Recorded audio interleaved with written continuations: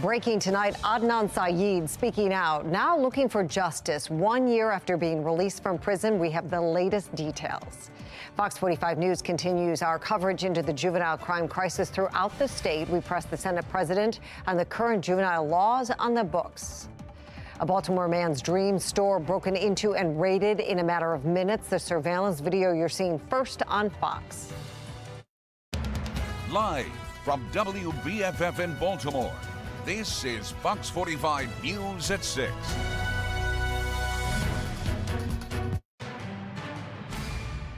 For the past year, every single day we wake up thinking, what if Adnan has to go back to prison? Our rights were violated. We're asking that you please investigate it. Good evening, everybody. I'm Mary Bubala. Thank you so much for staying with us. Tonight, we are continuing to follow breaking news. Adnan Syed is calling for the Attorney General to now investigate how his case was handled, accusing prosecutors of misconduct. Fox 45's Amy Simpson was at Syed's home in Windsor Mill today for the announcement. She has the story. We definitely really appreciate everybody coming out today. Inside his family's Windsor Mill home, a rare opportunity to hear directly from Adnan Syed. Back in 1999, I was a 17-year-old high school student, and I was arrested and charged with a crime I didn't commit.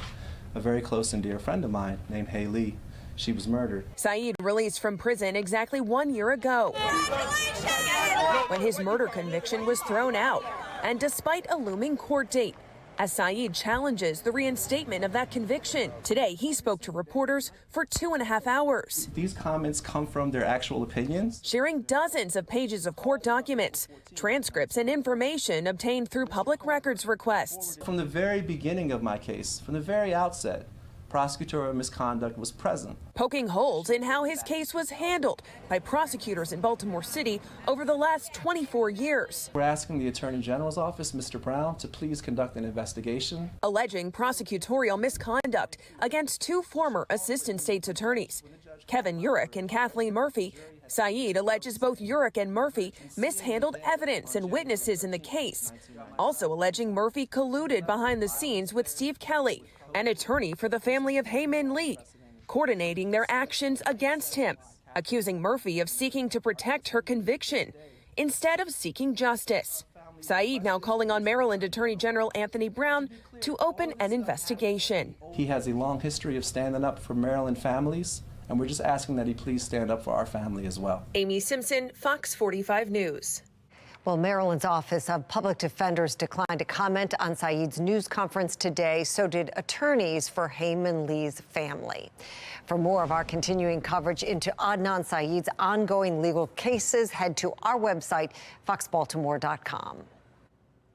Also breaking out of Baltimore County, the man accused of sexually assaulting 3 women in Towson earlier this year pleads guilty to 3 counts of first-degree rape. 28-year-old Quancy Davis of Baltimore City entered a plea today. Prosecutors say he forced the 3 women into an alley on West Joppa Road back in February, where they say he raped all of them at gunpoint. Now, the state's attorney's office is seeking a sentence of life in prison. A sentencing date has not been set. He's being held without bail. Mary? Guy, thank you. Another voice sounding the alarm over the juvenile crime crisis. The Baltimore County Sheriff is the latest law enforcement official to say the state's juvenile justice laws are making it impossible to hold kids accountable. They are choosing the kid under age 13 to be the driver. So we have 11-year-olds with no license, no training, driving these stolen cars at high speeds. Kids get out of the car, and the minute you stop them and you pull them aside, the first thing they say to you is, "Are you going to call my mother?" Because they know they're not. They know they're underage, and they know they can't get in trouble. Well, it's not just law enforcement voicing concerns. A dozen top prosecutors across Maryland are calling for changes to the juvenile justice system. Those prosecutors represent about 5 million people and nearly 82% of Maryland's population. If we don't do something to hold these young people accountable, they will continue to run and almost have lawlessness in our cities. And we can't have that. To our young people, you are not outsmarting the police. You are not outmaneuvering prosecutors. You will not scare your peers into silence. While we continue to hear from police and prosecutors on the front lines of the juvenile crime crisis, there is no movement on any potential change to current laws in Annapolis. Fox 45's Mackenzie Frost pressed Senate President Bill Ferguson earlier about what lawmakers are doing. She has that story.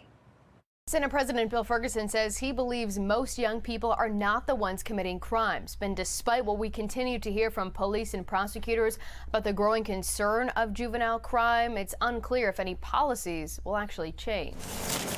From Baltimore City to Prince George's County, Frederick to Wicomico, the juvenile crime crisis is touching almost everywhere. We see a pretty significant amount of juvenile crime. Good morning, everyone. Now we're demanding answers from the man leading the Maryland Senate. It feels like there's not a lot of urgency happening. Why is the General Assembly not moving quicker to get a handle on this before more people's lives are impacted by this?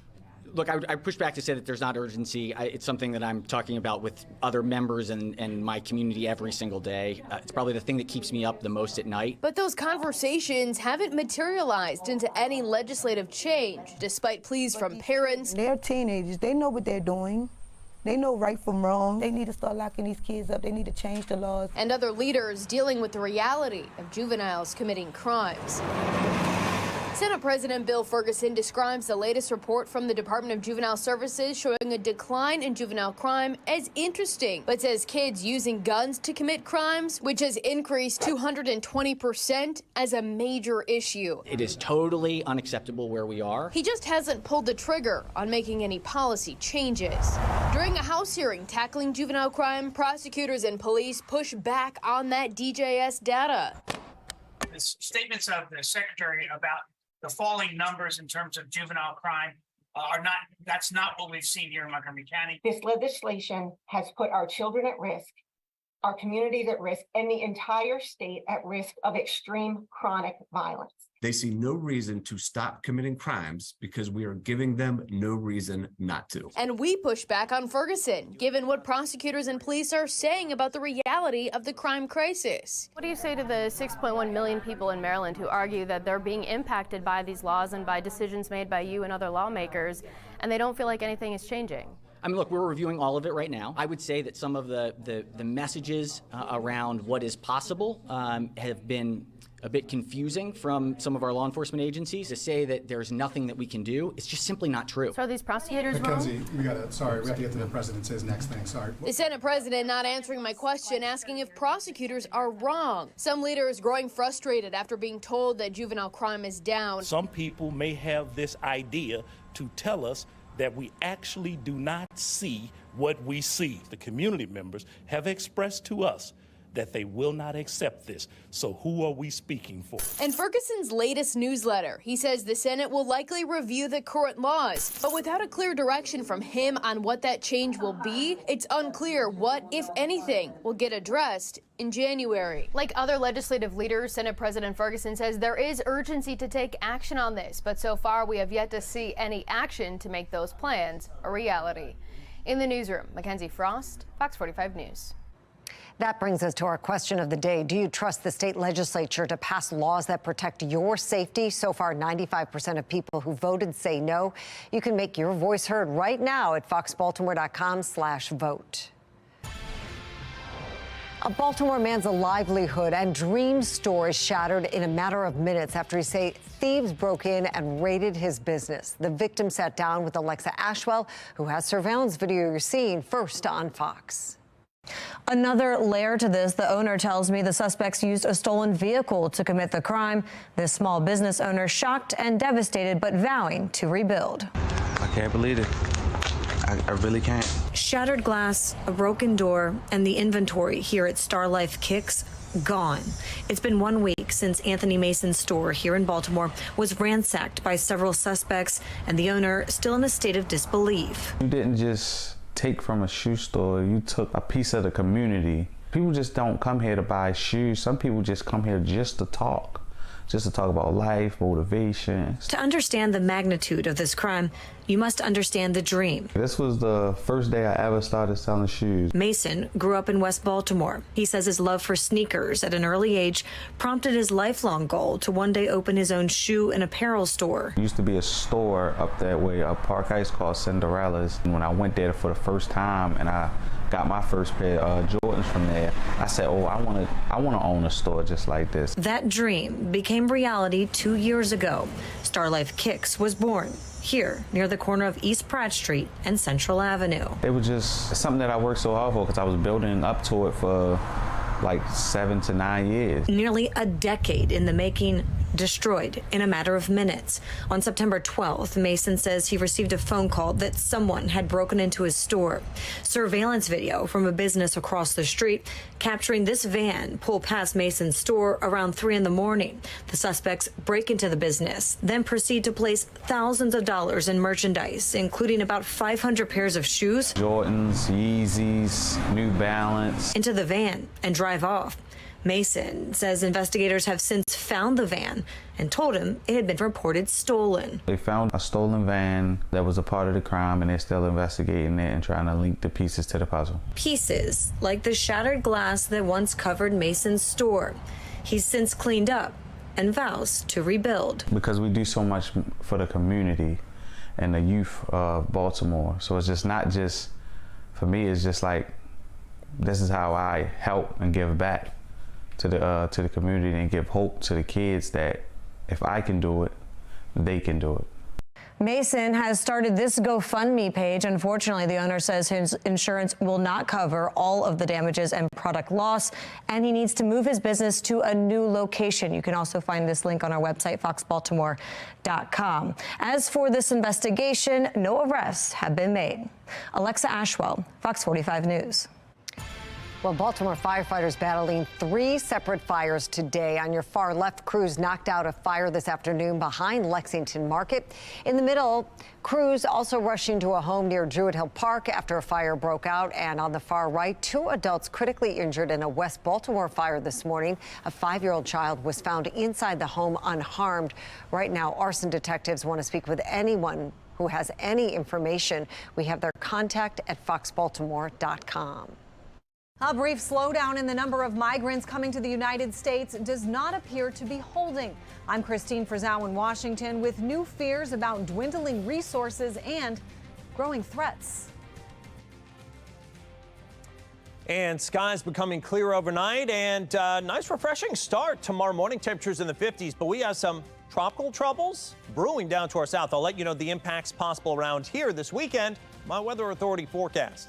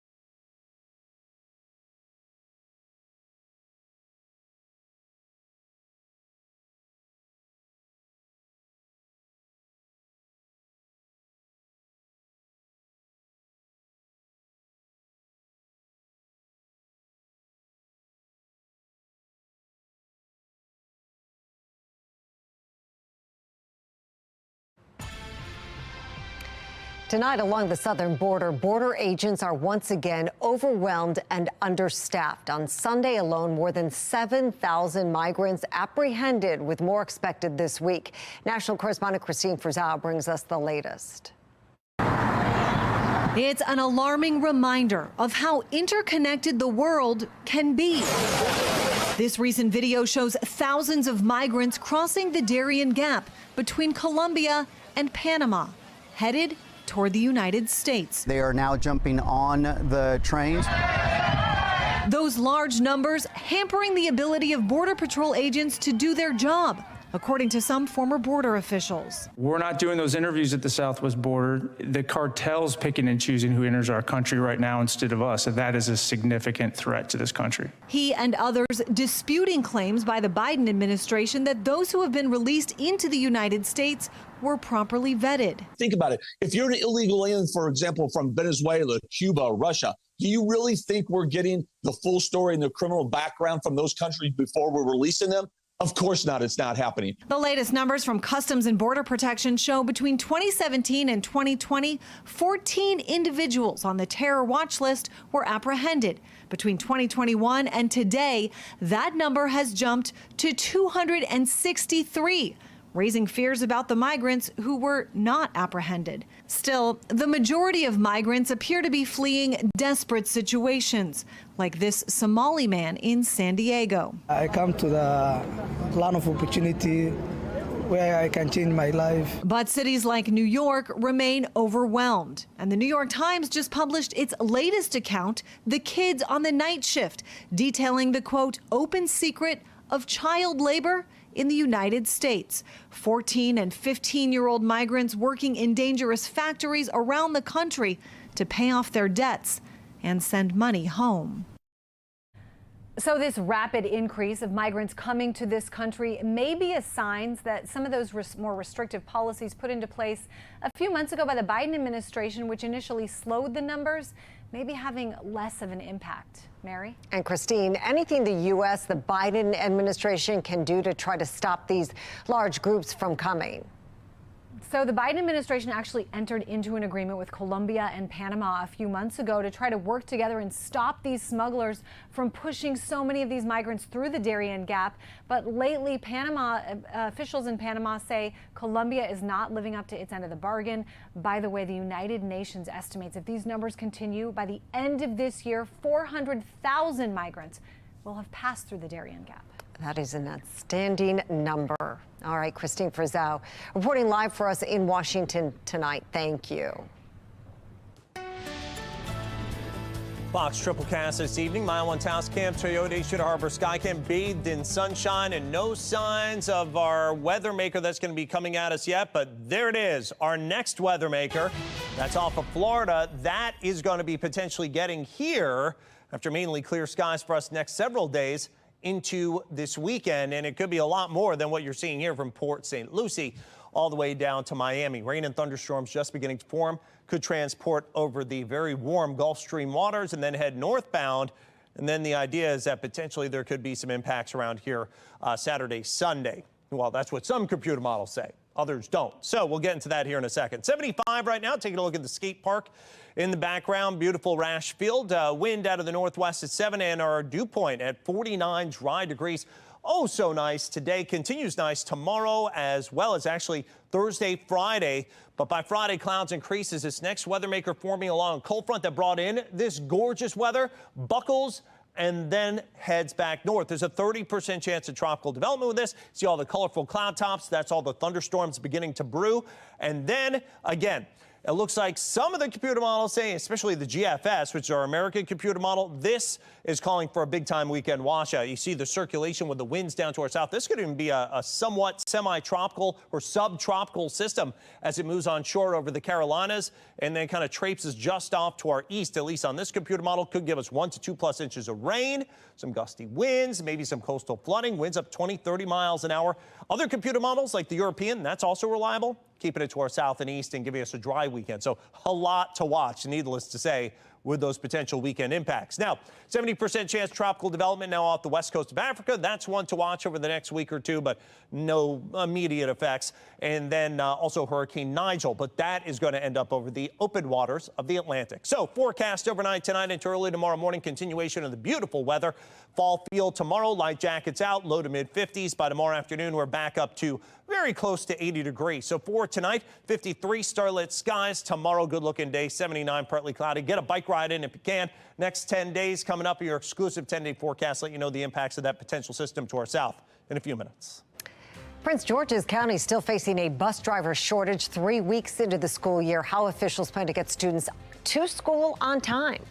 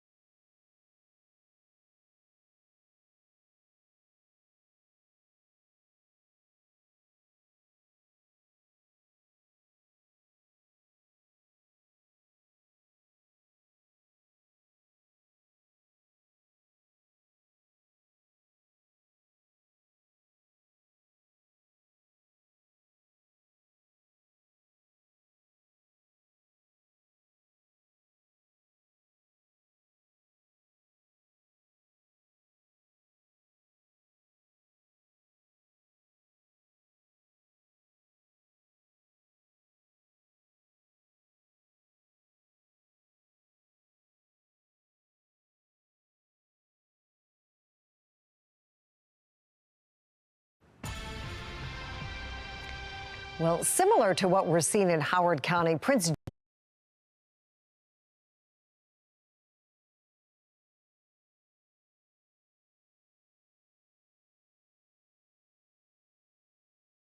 George's County is also experiencing a bus driver shortage. Right now, the county is down more than 200 bus drivers. Brad Bell from our Sinclair sister station in D.C. has the story.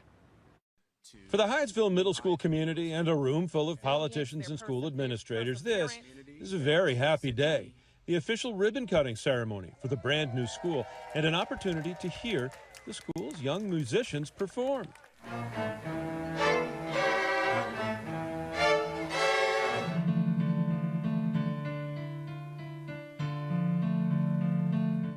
The school is one of a half-dozen new buildings opening this fall, all built under a public-private partnership.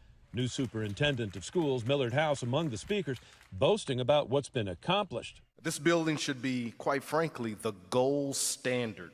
But on this day of celebration, 7 News couldn't help but notice even this brand new school is plagued by the system's ongoing school bus issues.